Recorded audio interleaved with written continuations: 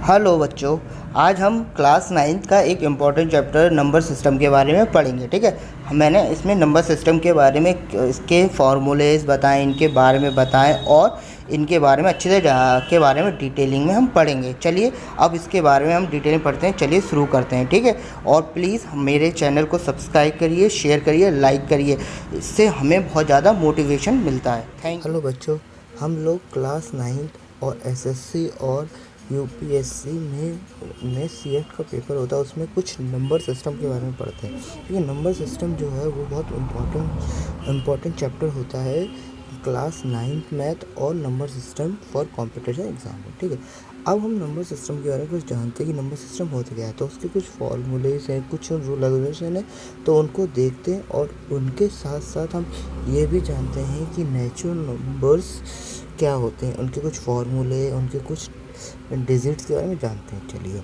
ठीक है, अब जो नेचुरल नंबर होते हैं वो जीरो से लेकर नेचुरल नंबर जो डिजिट जो होते हैं वो जीरो से लेकर 9 तक होते हैं। और उसके बाद जो नंबर हम एनी प्रेजेंट रिपीट करते हैं, जैसे 11, 12 ऐसे ही रिपीट किए जाते हैं।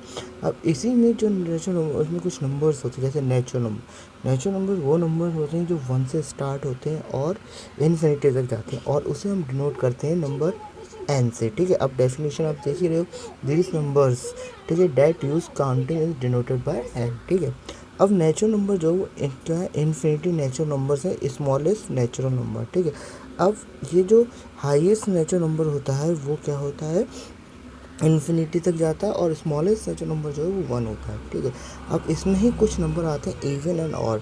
तो इवन नंबर क्या होते हैं, इवन नंबर वो ये नंबर होते हैं जो 2 से क्या हो, डिवाइड हो जाए, 2 से डिवाइड हो जाए, और इसे हम डिनोट करते हैं ई से। ठीक है, जैसे 2, 4, 6, 8, ये सब क्या है, इवन नंबर कहलाते हैं।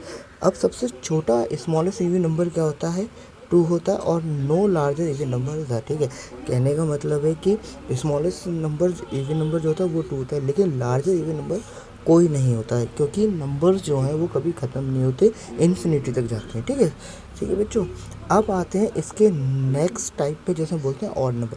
ऑड नंबर भी क्या है, नेचुरल नंबर है, बट ये डिवाइड नहीं होते 2 से। ठीक है, उन्हें ऑड नंबर कहते हैं, और इसे डिनोटेट करते हैं हम ओ से। ठीक है, जैसे 1, 3, 5, 7, these all number are will not be divided by 2। ठीक है, वो सारे नंबर जो 2 से डिवाइड नहीं होते वो ऑड नंबर कराते हैं। ठीक है, अब स्मॉलेस्ट ऑड नंबर क्या होता है, 1 होता है। ठीक है, सबसे स्मॉलेस्ट नंबर, और वही इसमें भी वही बात हो गई कि इसमें भी कोई लार्जर ऑड नंबर नहीं होता, क्योंकि नंबर जो होते हैं वो इन्फिनिटी होते हैं, इसलिए हम नहीं जानते। ठीक है, अब ऐसे ही में कुछ टाइप्स और आते हैं, हम कुछ और भी चीज़ जानते हैं इनके बारे में, जैसे कि प्राइम नंबर, कंपोजिट नंबर, ये सब जो नंबर्स होते हैं इनके बारे में हम जानते हैं। तो प्राइम नंबर क्या होता है, देखो प्राइम नंबर्स क्या होते हैं। ठीक है, प्राइम नंबर्स वह नंबर होते हैं एग्जैक्टली 2 फैक्टर होते हैं। 2 फैक्टर मतलब 1 and it self is called prime number. I mean वह प्राइम नंबर वह नंबर होते हैं जो केवल अपने और 1 के टेबल से डिवाइड होते हैं, उनको हम प्राइम नंबर कहते हैं। ठीक है, जैसे 2 is also even prime number. 2 जो है वो ऑल्सो इवन प्राइम नंबर है, क्योंकि 2 जो है वो इवन में भी आता है और प्राइम में भी आता है, बिकॉज प्राइम नंबर 2 एक ऐसा नंबर है जो 1 से और 2 से ही करता है, इसके भी 2 फैक्टर्स होते हैं। ठीक है, तो प्राइम नंबर के बहुत सारे एग्जाम्पल हैं, जैसे 5 हो गया, 7 हो गया, 11 हो गया, 13 हो गया, ये जो है इन्फिनिटी तक जाते हैं। ठीक है, प्राइम नंबर। अब जानते हैं कंपोजिट नंबर जो है वो नेचुरल नंबर है। ठीक है, इसके जो डिविजर्स होते हैं वो डिफरेंट यूनिट्स के होते हैं, डिफरेंट टाइप के। मतलब कहने का मतलब इसके जो फैक्टर्स होते हैं वो मोर देन 2 होते हैं।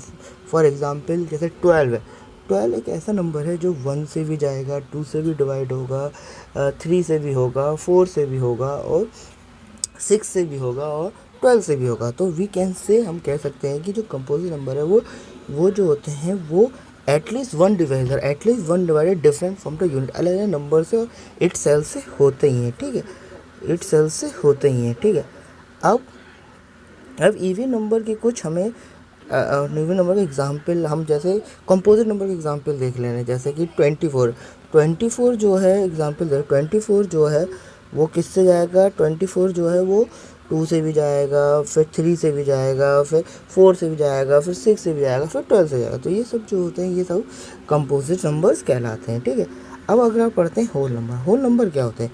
होल नंबर एक नेचुरल नंबर है, बट फ़र्क क्या है नेचुरल नंबर से? नेचुरल नंबर से इसमें ये फ़र्क है कि जो होल नंबर है वो will be started to zero, ठीक है। जीरो से स्टार्ट होते हैं और इन्फिनिटी जाते हैं। इसका भी सिंबल हम डब्लू से, इसका भी सिंबल हम किससे दिखाते हैं? डब्लू से। हम इसे डब्लू से शो करते हैं। आप नीचे ये देख लीजिए क्रॉसर हो रहा है, क्यों? क्योंकि यहाँ पे मेरा ये क्रॉसर काम नहीं कर रहा है इसलिए, ठीक है। अब नेचुरल नंबर, ठीक है। अब हम जानते हैं इसके कुछ और प्रॉपर्टीज, ठीक है। ये जो होल नंबर होता है नॉट लार्ज है, इसका भी कोई लार्ज नंबर नहीं होता। हमने बताया ना कि नंबर्स जो होते हैं वो इन्फिनिटी होते हैं, तो इनका कोई एंड तो है नहीं नंबरों को। नंबर जो है वो जितना बढ़ते जाएंगे आप उतना बढ़ते जाएंगे। अब इसी में हम बात करते हैं होल नंबर का। जो होल नंबर होता है उसका सबसे छोटा स्मॉलेस्ट नंबर क्या है? जीरो। क्यों? क्योंकि होल नंबर स्टार्ट ही जीरो से होते हैं, उसका छोटा नंबर क्या होगा? होल नंबर होगा, ठीक है। अब हम देखते हैं इंटीजर। इंटीजर क्या होते हैं? इंटीजर जो होते हैं ये भी एक तरीके से नेचुरल नंबर होते हैं, बट इसमें जो होते हैं negative zero is called off integer, कि नेगेटिव से लेकर जीरो तक के जो होते हैं इंटीजर। अब इंटीजर भी दो टाइप्स के होते हैं, एक होता है पॉजिटिव इंटीजर और एक होता है नेगेटिव इंटीजर, ठीक है। तो इससे पहले पॉजिटिव इंटीजर और नेगेटिव जानने से पहले हम देखते हैं कि इसे डिनोट कैसे करते हैं। इसे डिनोट जेड से और आई दोनों तरीके से हम इसे डिनोट करते हैं। डिपेंड करता है कि आप कहीं किसी बुक में आपको ये जेड से दिखाई देगा, कहीं बुक में ये आपको किससे? आई से दिखाई देगा, ठीक है। अब कुछ, ठीक है। अब पॉजिटिव इंटीजर नंबर क्या होते हैं? पॉजिटिव इंटीजर वो होते हैं जो आप एक नंबर लाइन खींचिए, जैसे ये एक नंबर लाइन, हमारे पास एक नंबर लाइन है, देखिए 1 से लेकर 0 से राइट साइड पर 1 2 3 4 जा रहे हैं, this is a positive integer number. और 0 से लेफ्ट साइड पर जो नंबर जा रहे हैं उनको हम बोलते हैं नेगेटिव इंटीजर, जैसे -1 -2 -4 -, these are all number are the क्या है? पॉजिटिव एंड नेगेटिव इंटीजर, ठीक है। अब कुछ इस नंबर लाइन के बारे में आते हैं। नंबर लाइन क्या होता है? एक नंबर लाइन एक स्ट्रेट लाइन होती है जिसमें हम जीरो से अगर लेफ़्ट साइड पे जाएंगे तो हमें क्या मिलेंगे? नेगेटिव इंटीजर्स मिलेंगे। और अगर जीरो से हम राइट साइड पे जाएंगे तो हमें क्या मिलेंगे? पॉजिटिव इंटीजर मिलेंगे, जो डिनोट करते हैं कि this number belong to positive numbers and this belong to negative numbers, okay. अब रियल नंबर क्या होते हैं? All numbers can be represented on the there call of real number, ठीक है। जितने भी सारे नंबर्स हैं जो नंबर लाइन में रिप्रेजेंट किए जाते हैं उन सबको हम रेशनल नंबर बोलते हैं। अब देखो जैसे पॉजिटिव आर है, पॉजिटिव आर का मतलब है पॉजिटिव रियल नंबर, और नेगेटिव आर का मतलब है नेगेटिव रियल नंबर्स, ठीक है। अब इसमें जो रियल नंबर जो है वो रेशनल नंबर और इरेशनल दोनों से मिलकर बनते हैं। अब रेशनल नंबर रेशनल क्या होते हैं इसके बारे में हम जानते हैं, चलिए, ठीक है। अब सबसे पहले जानते हैं रेशनल नंबर। रेशनल नंबर वो नंबर होते हैं जिसे हम P/Q के फॉर्म में लिख सकते हैं, और P और Q जो है वो क्या है? एक इंटीजर्स है जिसमें Q not is equal to zero. Q कभी भी जीरो के बराबर नहीं होता, ये इंटीजर होता है, और इसको डिनोट करते हैं हम QI से, ठीक है, ठीक है। जैसे फॉर एग्जांपल 4/5 है, ठीक है, ये क्या है? ये रेशनल नंबर है, ठीक है। और 6/7 है, ये भी क्या है? रेशनल नंबर है। और आप इवन यहाँ तक कि 6 खाली सिंगल जो नंबर है वो भी क्या होते हैं? रेशनल नंबर होते हैं। क्यों? क्योंकि हम नीचे अपॉन लगा के 1 लिख सकते हैं, तो इससे क्या डिनोट होता है? Q जो है वो not is equal to zero के बराबर कभी नहीं आता, इसी मारे इसे हम बोलते हैं रेशनल नंबर, ओके। अब हम ठीक है, अब हम जानते थे, अब वही है कि इसे Q से डिनोट करते हैं, और इसका जो सिंबल होता है वो P/Q होता है। जो P होता है वो क्या होता है? हमारा न्यूमरेटर होता है, और D जो होता है वो हमारा Q जो होता है वो हमारा डिनोमिनेटर होता है। इसी वजह से हम इसे रेशनल नंबर्स कहते हैं, ठीक है। अब बहुत सारे एग्जांपल आप देखें, बस आपका एक मोटा आप जान लीजिए कि रेशनल नंबर जो होते हैं वो P/Q के फॉर्म में होते हैं, और Q not is equal to zero होता है। और जितने भी रेशनल नंबर्स हैं उनको हम Q से सिंबल करते हैं, हम Q लिख देंगे तो हम इससे हमें ये पता चलता है कि हाँ ये क्या है? Rational number, okay.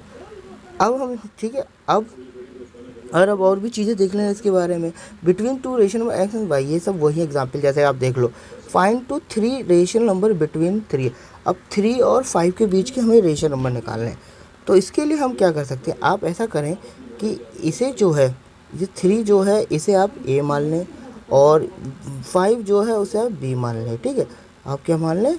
B मान लें, ठीक है। थोड़ा मेरा पॉइंटर गलत हो गया, एक बार से साफ़ कर लूँ, फिर आप लोगों को मैं बताता हूँ ढंग से, ठीक है। तो B जो होता है वो हमारा पॉइंटर, ठीक है। तो जो बी होता वाई जो होता है ए मान लें। अब आप जानते हो प्रॉपर्टी के रेशनल किसी भी दो नंबरों के बीच के रेशियो नंबर निकालेंगे, प्रॉपर्टी होती है ए प्लस बी अपॉन टू होता है, ठीक है, बी अपॉन टू होता है, ठीक है।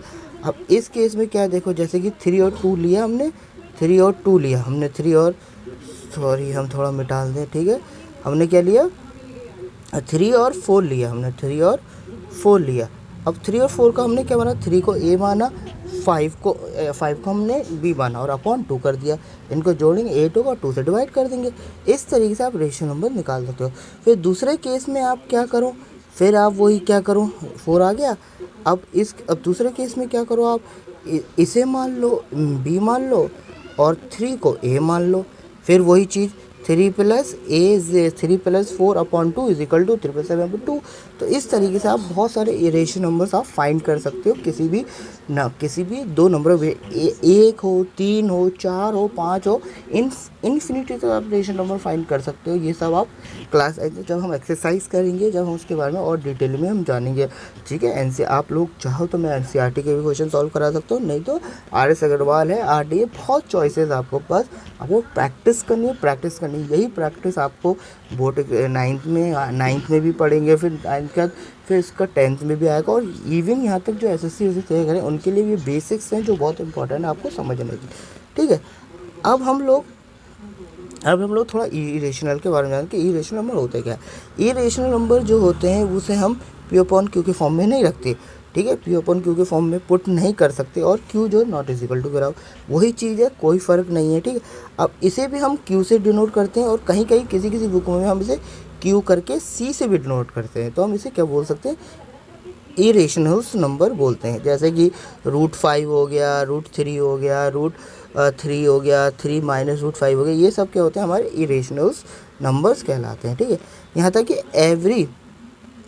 Every positive integer numbers has a negative integer corresponding to as, मतलब वही वाली बात है कि हम दो पॉजिटिव इंटीजर नंबर को भी हम करें तो उसमें ज़रूरी नहीं है वो इसके वजह, जैसे कि हम इसको एग्जांपल ले लो, आप √5 + √6 को करें इज इक्वल टू 5 के बराबर नहीं, क्यों, क्योंकि हम जानते हैं √2 × √5 3 करेंगे। एक मिनट में आपको ये दिख नहीं रहा होगा, मिटा दूँ, ठीक है, हम √3, ठीक है, अब हम √3 करेंगे, ठीक है, 3 करेंगे तो इसका आंसर क्या आएगा। ऑब्वियसली हम जानते हैं कि अगर कोई नंबर्स रूट्स में हो और डिफरेंट हो तो क्या हो, एक ही रूट के अंदर इन दोनों को क्या करके मल्टीप्लाई करके रख देते हैं, ठीक है, रख देते हैं। तो हम क्या करते हैं, ये आएगा हमारा 6 आना चाहिए, लेकिन क्या है हमारा आंसर क्या आ रहा है, -5। तो ये कह सकते हैं कि ये नॉट इज इक्वल टू 5 के बराबर नहीं है। ऐसे करके आपको बहुत सारे सम एग्जांपल्स आप देख सकते हैं, पढ़ सकते हैं। अब मैं आपको इन सब चीज़ों के बारे में डिटेलिंग में नहीं बताऊंगा, क्योंकि ये बहुत बेसिक्स हैं जो आप पढ़ के आ चुके हो छोटी क्लासेस में, ठीक है। अब आगे चलते हैं, ठीक है, अब कुछ इनके बारे में जानते हैं। देखो फ्रैक्शन क्या होते हैं, ऑब्वियसली फ्रैक्शन जो है वो क्या होता है, express to part of the whole number.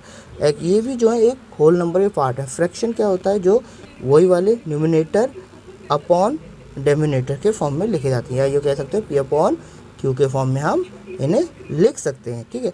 अब न्यूमिनेटर्स क्या होते हैं, ऑब्वियसली क्या है, जैसे फ्रैक्शन हमारे पास 5/8 जो है ये भी क्या है, हमारा एक फ्रैक्शन है। क्यों, क्योंकि हम इसे फ्रैक्शन फॉर्म में कर चुके हैं, ठीक है। आपने 8th में और 7th में भी पढ़ा होगा प्रॉपर इम्प्रॉपर फ्रैक्शन, जैसे कि पहला इसके टाइप भी होते हैं। पहला टाइप है प्रॉपर फ्रैक्शन। प्रॉपर फ्रैक्शन क्या है, if numerator is less than the denominator then to proper fraction. कहने का मतलब प्रॉपर फ्रैक्शन वो होता है जिसका डिनोमिनेटर जो होता है वो डिनोमिनेटर से क्या होता है, छोटा होता है। या आप कह सकते हो हिंदी मीडियम वाले बच्चों के लिए क्या होता है, जो उसका अंश होता है उसके हर से छोटा होता है। जैसे कि देखिए 2/5 है। अब इस केस में आप क्या देख रहे हो, इसका जो डिनोमिनेटर है वो छोटा है इसके डिनोमिनेटर से, ठीक है। आप और भी एग्जांपल ले 6/18 देख लो, इसमें भी ये क्या ये प्रॉपर फ्रैक्शन एग्जांपल है। क्यों, क्योंकि ये रूट देखो, ऊपर वाला जो डिनोमिनेटर है 6 वो नीचे वाले डिनोमिनेटर 18 से छोटा है, इसलिए इसको हम बोलते हैं प्रॉपर फ्रैक्शन, ठीक है। अब कुछ नोट है, इफ़ द नोट पे आप देख लें, if the fraction is numerator and denominator are two equal number fraction equal the unit of 1। अब ये क्या कहना जाता है कि अगर किसी भी फ्रैक्शन का numerator denominator are the equal होता है, उसका जो यूनिट आएगा वो 1 आएगा। जैसे कि देखो 6/6 लेते हैं, देखो हमने क्या करा, न्यूमिनेटर और डिनोमिनेटर बराबर कर लिए। अब इसे कैंसिल आउट करो तो आपको क्या मिलेगा, 1 मिलेगा। तो इसका यूनिट कितना होगा, 1 होगा। तो ये जो बात है ये बिल्कुल सही कह रहा है कि किसी भी फ्रैक्शन का न्यूमरेटर डिनोमिनेटर सेम हो तो उसकी जो यूनिट डिजिट आएगी या उसकी जो वैल्यूज आएगी वो सेम आएगी। अब नेक्स्ट टाइप है मिक्स फ्रैक्शन। मिक्स फ्रैक्शन क्या होता है, this consider integer and to proper fraction. ठीक है, ओहो सॉरी, इससे पहले आपको एक इम्प्रॉपर बताना मैं भूल गया। ठीक है, अभी हम इम्प्रॉपर के बारे में जानते हैं पहले। ठीक है, इम्प्रॉपर का अब इम्प्रॉपर क्या होता है, इम्प्रॉपर बिल्कुल उल्टा होता है प्रॉपर के। अब इसमें क्या है, न्यूमिनेटर बड़ा होता है और डिनोमिनेटर छोटा होता है। जैसे 18/5/2 हो गया, 18/7 हो गया। ठीक है, और 13/4 हो गया। ये सब जो है वो इम्प्रॉपर के आपको एग्जाम्पल्स हैं जो आपको ये सब इसमें दिख रहे होंगे। ठीक है, आप कह सकते हो। अब मिक्स फ्रैक्शन क्या होता है, mix fraction consider integer proper fraction. ये क्या होता है, प्रॉपर कंसिडर होता है। जैसे कि फॉर एग्जांपल हमारे पास जैसे 1/1/2 सही, इसे कैसे होता है, 1 सही 1/2 बोला जाता है। तो ये क्या मिक्स है जो प्रॉपर को ही हम कंसिडर करके अलग तरीके से चेंज करके उसको चेंज करते हैं। अब आपको याद ही होगा, जैसे कि हम एग्जांपल लेते हैं, जैसे कि हमने क्या करा, हमने 3 को डिवाइड करा 2 से। ठीक है, तो 2 1 जा 2 आएगा हमारा, और इसको इससे माइनस करेंगे तो आएगा हमारे 1। तो ये वाला जो पार्ट होता है वो बीच में आता है, ये वाला पार्ट जो ऊपर आता है, और ये वाला जो पार्ट है वो नीचे आता है। तो this is a completed the mix fraction. तो इनको हम बोलते हैं मिक्स फ्रैक्शन। अब इसके एग्जांपल आप देख सकते हो, 1/2, 3 2/3 7। तो आपको बहुत तरह के आपको उसके मिक्स के मिल जाएंगे एग्जाम्पल। ठीक है, अब आप देखें कि mix fraction can always change into improper fraction vice versa. हाँ, मिक्स फ्रैक्शन क्या हो सकता है, मिक्स फ्रैक्शन हमेशा जब चेंज किया जाता है तो वो हमेशा इम्प्रॉपर में ही बदलता है। जैसे कि आप देख लो, हमारे पास क्या है, 1/2 है। तो हम क्या करेंगे, 2 1 2 और इसमें 1 जोड़ दें तो 3 है, तो क्या हो जाएगा, 3/2 हो जाएगा। तो आपने ये देखा कि ऊपर वाला नंबर बड़ा है, नीचे वाला छोटा नंबर है। तो ये हमने पीछे पढ़ा था इम्प्रॉपर में क्या होता है, डिनोमिनेटर बड़ा होता है और डिनोमिनेटर छोटा होता है। तो ये सब इस चीज़ों में हमने देखा है। ठीक है, और इसमें क्या है, और भी टाइप है, आप नीचे पढ़ सकते हैं। ठीक है, आगे देखते हैं आगे क्या है। अब लाइक फ्रैक्शन क्या होते हैं, इनके भी कुछ लाइक फ्रैक्शन है। जैसे कि लाइक फ्रैक्शन हो गया, fraction with the same denominator, ऐसे नंबर जिनके डिनोमिनेटर्स क्या होते हैं, सेम होते हैं। जैसे कि 5, ठीक है, वे सेम डिनोमिनेटर के साथ होते हैं। ठीक है, जैसे 2/5, 3/7, 9/7 और 11/7। ये जो हैं वो क्या है, एक तरीके से डिनोमिनेटर सेम होते हैं। ठीक है, तो आई थिंक ये इन्होंने मिस प्रिंट कर दिया है डिनोमिनेटर लाइक फ्रैक्शन। क्यों, क्योंकि हम सेम कह रहे हैं, उनके डिनोमिनेटर सेम कह रहे हैं, तो इसमें कुछ ना कुछ तो गलती है। जैसे 2/5 हो गया, फिर आप कर सकते 3/5 हो गया, 9/5 हो गया। तो ये लाइक फ्रैक्शंस पे आते हैं। ठीक है, अब आते हैं अनलाइक फ्रैक्शन क्या होते हैं, जिनके डिनोमिनेटर नहीं देते। ये देखो नीचे वाले, ये वाले बहुत अच्छे हैं, जिनके डिनोमिनेटर्स क्या होते हैं, विद डिफरेंट डिनोमिनेटर्स होते हैं। ठीक है, अब आप इनके ये देख लो ठीक है, अब कुछ इसमें और भी टाइप है। ठीक है, अब कुछ और देखो क्या कर रहा है, unlike fraction can be converted to like fraction. हम अनलाइक फ्रैक्शन को क्या कर सकते हैं, सेम कर सकते हैं। जैसे कि आप देखो हमारे पास क्या है, 3/5 है और 4/7 है। तो आप क्या करो, दोनों ऊपर बोथ साइड, मतलब कि न्यूमरेटर और डिनोमिनेटर पे आप क्या कर दो, 7 से मल्टीप्लाई कर दो। तो क्या बन जाएगा, 3/21 3/75। ऐसी दूसरे वाले केस में देखो 4/7 में आप 5 से मल्टीप्लाई करो। क्यों, क्योंकि हमें डिनोमिनेटर हमने क्या कहा, अनलाइक फ्रैक्शन लाइक में कन्वर्ट करना है। तो इसके लिए हम क्या करेंगे, मल्टीप्लाई करेंगे ऊपर सेम नंबर से, नीचे जैसे कि 5 और 5 से, तो क्या होगा, 20/5 होगा। इस तरीके से हम इनके बारे में जान सकते हैं। अब इनके भी फ्रैक्शन के भी और बहुत सारे टाइप होते हैं, जैसे simple fraction, complex fraction, decimal fraction और वल्गर फ्रैक्शन। अब चलिए इनके बारे में थोड़ा जान लेते हैं। सिंपल फ्रैक्शन क्या, न्यूमिनेटर डिनोमिनेटर आधा इंटीजर, ये दोनों क्या होते हैं, इंटीजर।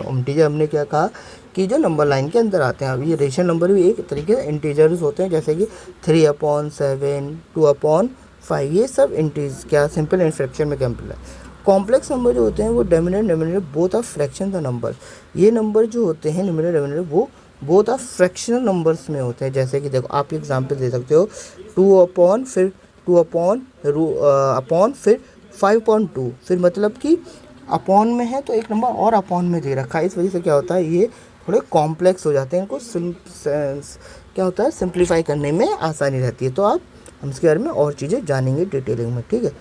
अब आते हैं डेसिमल फ्रैक्शन क्या होता है। तो denominator is the power of zero.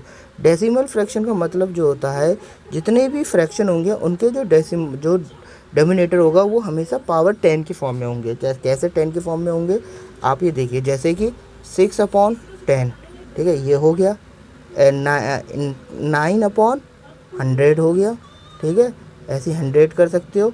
और भी चीज़ें हैं आप ले सकते हो, जैसे कि 18/100 हो गया।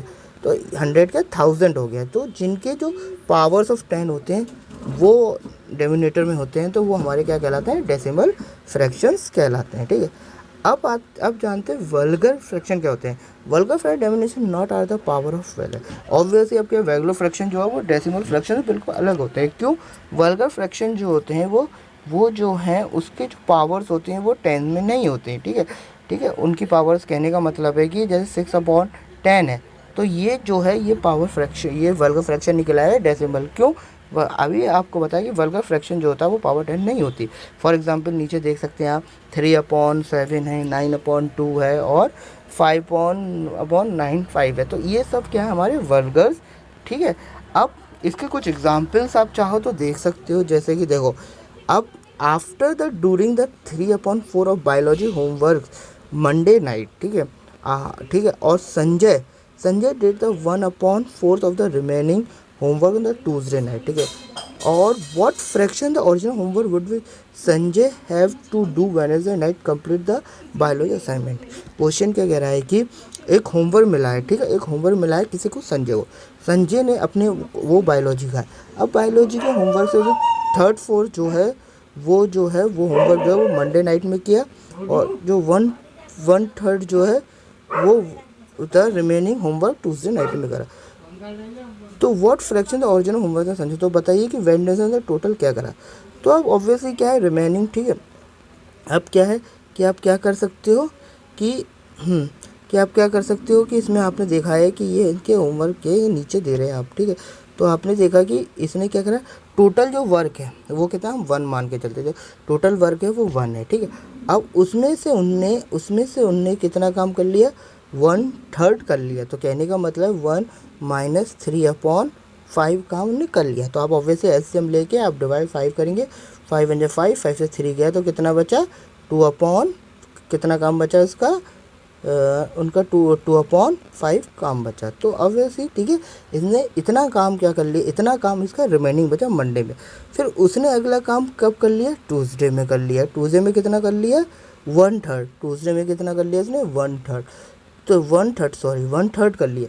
तो बताइए कि वेडनेसडे उसने कैसे किया। ऑब्वियसली क्या करा होगा, 1/3 मल्टीप्लाई 2/5 करा होगा। तो आप इसे करके देख लो, 2 × 1 = 2 और 2 × 5 = 15। तो इसने कितना वर्क करा, 2/15 वर्क उसने कंप्लीट कर लिया, ठीक है।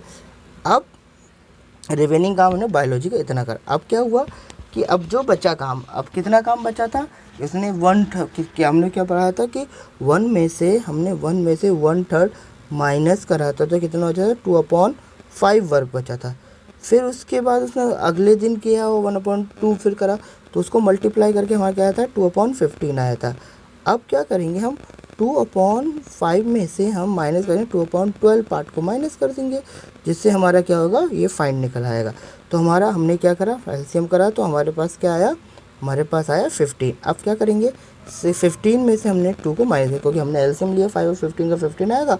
और 5 से 15 को डिवाइड करेंगे कितने टाइम जाएगा, 3 टाइम जाएगा। 3 टाइम को 2 से मल्टीप्लाई कर देंगे तो 6 आएगा, ठीक है। ऐसी 15 का 15 डिवाइड करेंगे तो कितना है, 1 का ऊपर मल्टीप्लाई 1 आएगा।